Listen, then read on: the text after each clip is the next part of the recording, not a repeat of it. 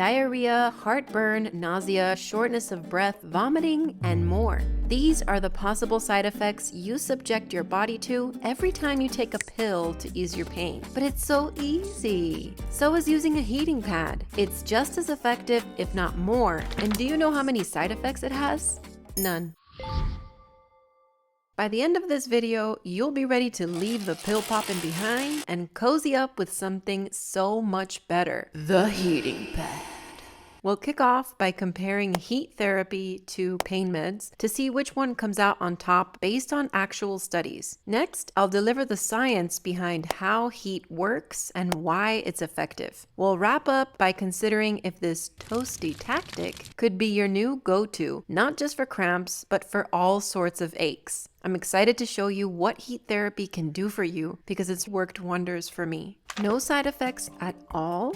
That can't be true. It is true. However, there are some things to keep in mind, and heat therapy is amazing, but it's not for everyone. We'll get into that a bit later. When we think about easing cramps and muscle aches, the most common first response is to reach for medication. And I'm not here to put it down. Remember this video? I know firsthand that sometimes it's absolutely necessary. However, choosing an alternative that aligns with the body's natural processes is much more my style. This is where heat therapy comes in, but the question remains, is it more effective? Without going too deep into the biology just yet, let's focus on outcomes. Studies have shown that participants using heat therapy reported significant reductions in pain. This study found favorable effects of heating pads on menstrual pain compared with analgesic medication, painkillers. Another study focusing on menstrual cramps reported that continuous low-level heat therapy was as effective as ibuprofen for pain relief. So if heat therapy works as well or better than medication, why put your body at risk and strain your liver and kidneys? While medications can effectively block pain signals and reduce inflammation on a biochemical level, over time, frequent use can take a toll on organs that are critical in filtering and detoxifying your body. Additionally, they come with a host of potential adverse effects, ranging from moderate headaches and rhinitis to upper respiratory infections, severe anxiety, and all those that I mentioned at the beginning. Heat therapy takes a more holistic approach. But how exactly does applying a bit of heat translate to feeling better?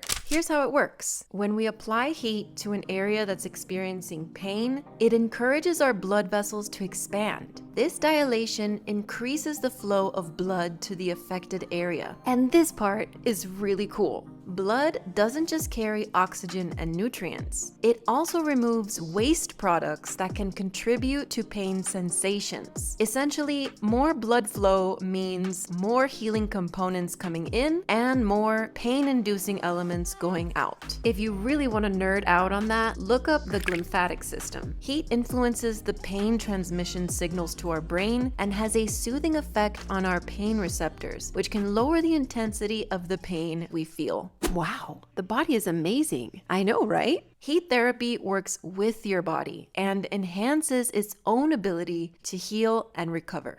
Interesting. Could I use this for other types of aches and pains? You sure can. I've used it to soothe an achy neck, to help with deep tension in my shoulders. My partner has used it for his back. It has great benefits for your feet, which by the way, connect directly to your brain. I've even tried it on my head. Don't knock it till you try it. But what I love most about it is that instead of severing the connection with our bodies, like we do when we pop a pill just to get on with it, heat therapy invites us into a dialogue with our bodies, where physical relief merges with mental clarity and stress reduction. This relaxation boosts cognitive function and lowers the risk of cognitive decline. Beyond pain management, it encourages us to tune in to the subtle cues the body gives us. Pain and discomfort are not enemies to be silenced. They are guides, leading us to a healthier and more rewarding relationship with our earthly vessels. But heat therapy isn't for everyone. Remember I said we'd get to this part?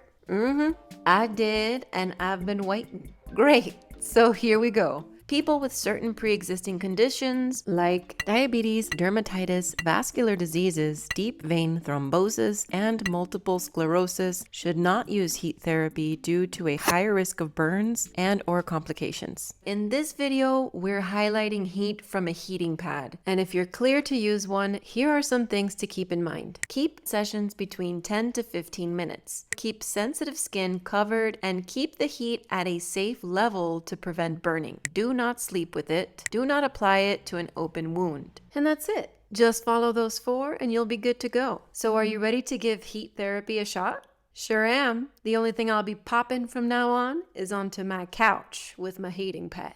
Nice. If you don't have a heating pad, I've added my favorites in the description, or you can try and make your own with a sock and rice. There's another kind of therapy that I like to use together with heat therapy, and if I'm honest, one is just not the same without the other. Curious? Catch me in the next video.